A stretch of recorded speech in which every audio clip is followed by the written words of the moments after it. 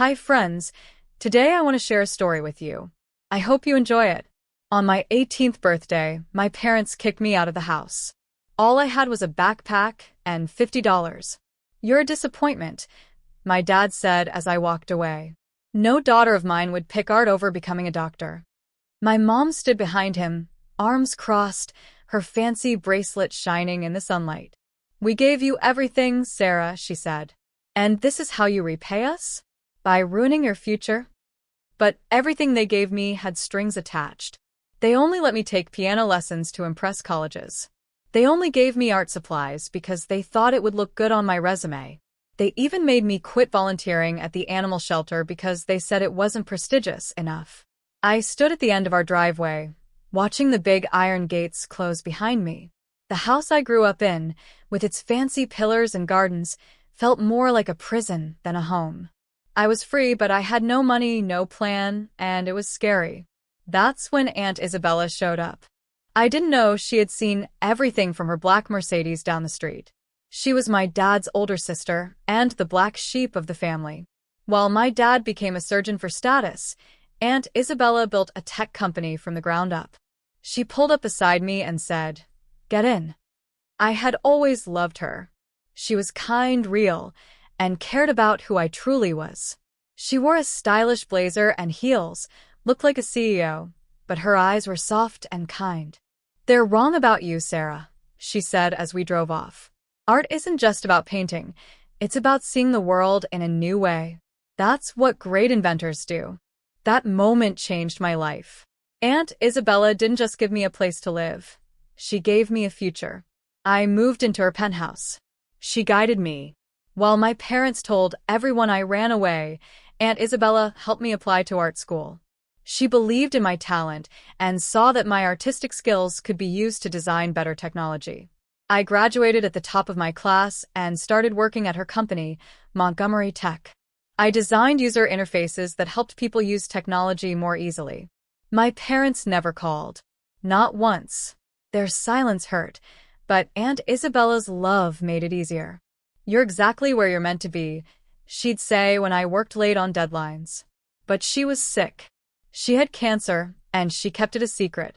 She still worked every day, still helped me, still fought for new ideas at the company. When she died, I didn't just lose an aunt.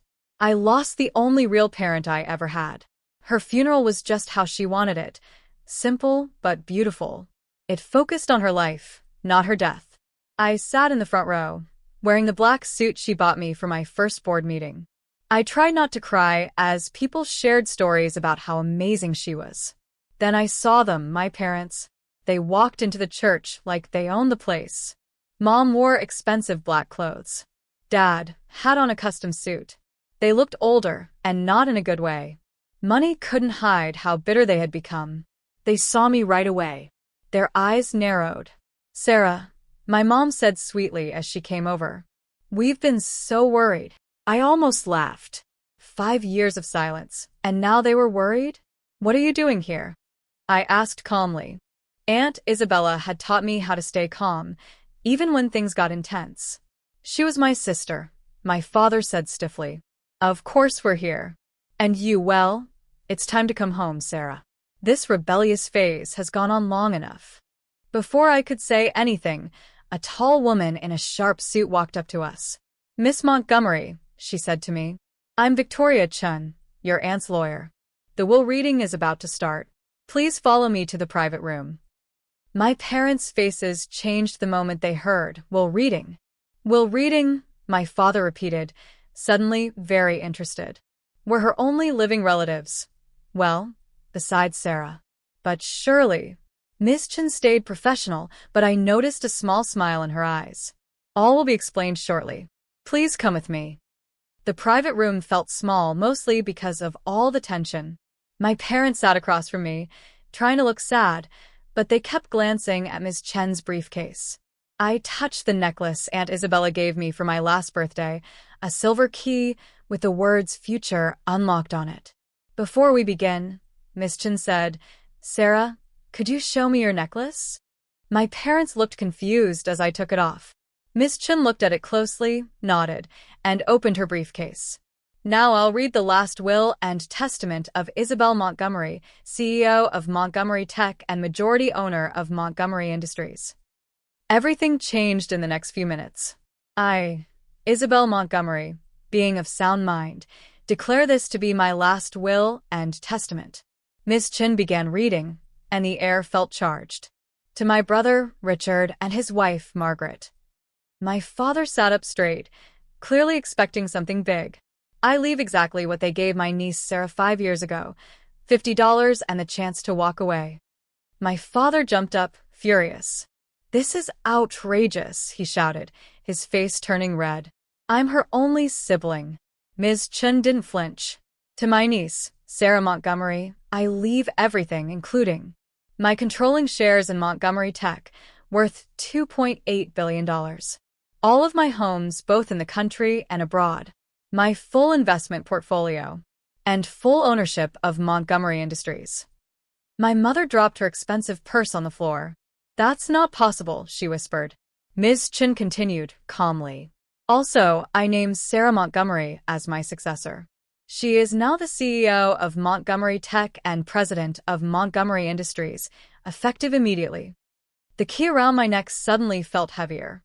All those long nights reviewing business reports, the board meetings she made me attend, the extra classes she encouraged me to take, Aunt Isabella had been preparing me for this moment. "This is ridiculous," my father shouted, standing up so fast his chair tipped over. "She's just a silly girl who draws pictures. She can't run a billion-dollar company." Ms. Chen calmly pulled out another document. "Actually," she said, "Sarah has already been leading Montgomery Tech's UI/UX team for the past year. Thanks to her work, user satisfaction is up by 40%, and our stock value has climbed." Isabella kept detailed records of everything Sarah did. My mother quickly changed her attitude. Her face softened as she tried to act like a loving mom. "Sweetheart," she said, reaching for my hand. I pulled it away. "This is too much for someone your age," she said gently. "Let us help you. We're family after all." Family. I kept my voice calm, but firm. Family doesn't throw their daughter out with just $50. Family doesn't abandon someone for following their dreams. Aunt Isabella was my real family. My father's voice turned cold. "Think carefully, Sarah. We'll fight this. You're clearly not ready for this kind of responsibility." For the first time, Miss Chin smiled. "Isabella expected this," she said, pulling out a flash drive. "This has 5 years' worth of proof, emails, recordings, and documents, showing both of you tried to access her accounts illegally. It also shows your attempts to bribe board members to block Sarah's work." My parents went pale. "There's also a letter for Sarah," Miss Chin added. She handed me an envelope with my name on it, written in Aunt Isabella's neat handwriting. "My darling Sarah, if you're reading this, then things went exactly as I thought. Your parents showed their true colors again. But you, my brilliant girl, are ready. More than ready. I didn't choose you as my heir because you're my niece. I chose you because you've proven yourself. You're a leader. Your creativity is your power. You see what others don't. You understand that technology should help people, not control them. That key around your neck isn't just a gift. In my private safe, the code is your birthday. You'll find everything you need, company plans, and one secret project, Project Legacy. It will change the world. Your parents never understood real wealth. It's not about money. It's about making a difference. You've already proven that by being true to yourself. I'm so proud of you. Love always. Aunt Isabella. P.S. There's also proof in the safe about your father's shady medical practices. Use it if needed." I folded the letter slowly, feeling stronger with every word. My parents were whispering to each other, clearly panicking. "Miss Chen," I said clearly, "please have security escort them out. Also, prepare legal papers banning them from all Montgomery Tech buildings." "You ungrateful," my father began. "I'm not done." I cut him off. "Also prepare a press release announcing my role as CEO and schedule a board meeting for tomorrow morning." "You'll regret this," my mother hissed as security arrived. "We're not finished." "Actually, we are," I said. Then I looked at my dad. "Oh, and Dad," I'm sure the medical board will be very interested in Project Legacy's findings about your experiments. Their faces turned ghostly white. After they were gone, Miss Chen smiled at me. Your aunt would be proud. The board meeting is already set for 9 a.m. The team from your UI/UX division is ready to support you. That night, I sat alone in Aunt Isabella's office, now my office. Her picture smiled down at me from the wall. I opened the safe and found everything she had promised: company files, the Project Legacy plans, and all the evidence I needed to keep my parents far away. A year later, Project Legacy was launched. It was a groundbreaking healthcare AI that made quality medical help affordable and available for everyone, not just the rich. The media called it revolutionary. The board said it was our biggest success. My dad called his lawyer, but by then he had already lost his medical license. My mom tried to contact me when the company's stock tripled. I blocked her number. I still wear the key pendant, but I don't need it to remind me of who I am anymore. I'm Sarah Montgomery, CEO of Montgomery Tech. And just like Aunt Isabella, I believe in using power to help others, not to make them feel small. Some nights, while working late, I feel like Aunt Isabella is right there with me, smiling at the sketches and ideas spread across my desk. She taught me something I'll never forget. Success isn't about proving others wrong. It's about proving yourself right. As for my parents, I heard they had to move to a smaller home in the suburbs.